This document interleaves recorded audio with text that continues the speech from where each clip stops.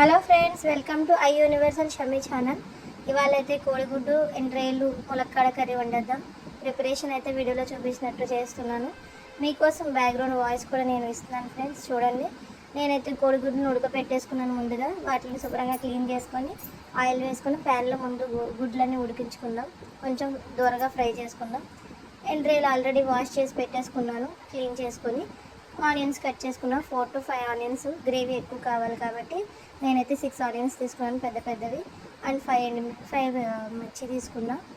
And దాంతోపాటు గుడ్లు ఉడికిపోయిన తర్వాత గుడ్లు పక్కకి తీసుకుని అదే ప్యాన్లో ఇంకొంచెం నూనె వేసుకొని ఎండ్రాయిలను అయితే ఫ్రై చేసుకుంటున్నాను. ములక్కాడ కూడా శుభ్రంగా క్లీన్ చేసి పెట్టేసుకున్నాను. ఓకే ఫ్రెండ్స్, మీ గురించి అయితే కర్రీస్ మిస్ అవ్వకూడదు అనేసి నేనైతే వీడియో చేస్తున్నాను. ఇవాళ అయితే కొంచెం హెల్త్ బాగాలేదన్నమాట, అయినా అలాగే వీడియో చేస్తున్నా. నా కర్రీస్ మిస్ అవ్వకూడదు. సింపుల్ హోమ్ రెమెడీస్ కదా ఫ్రెండ్స్, మన ఛానల్ని ఫాలో చేయండి, వీడియో చూడండి, వీడియోలో చూపించినట్టు వండుకోండి. ఈజీగా మీకు ఇంట్లో మంచి మంచి టేస్టీ ఫుడ్స్ అనేది వస్తాయన్నమాట.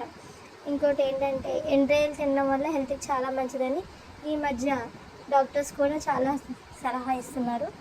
కాబట్టి సింపుల్గా టేస్టీగా అండ్ ఇంట్లో వండుకుంటే చాలా మంచిదన్నమాట. అందు గురించి చూడండి.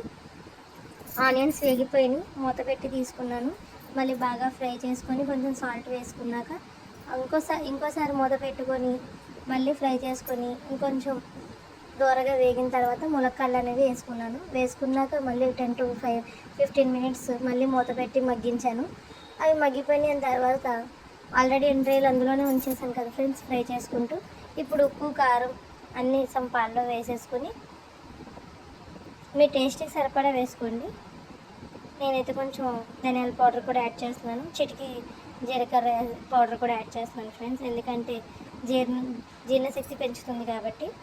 సో నా ఛానల్ని ఎవరైతే ఫస్ట్ టైం చూస్తున్నారో సబ్స్క్రైబ్ చేయండి, ఫాలో అండ్ లైక్ కొట్టండి. కూరలు చాలా సింపుల్గా వండడం ఎలాగో చూపిస్తూ ఉంటాను.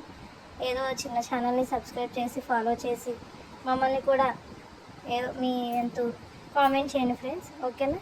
ఫైనల్ రిజల్ట్ అయితే ఇదండి. నేనైతే మట్టి కుండలో సర్వ్ చేసుకుంటున్నాను.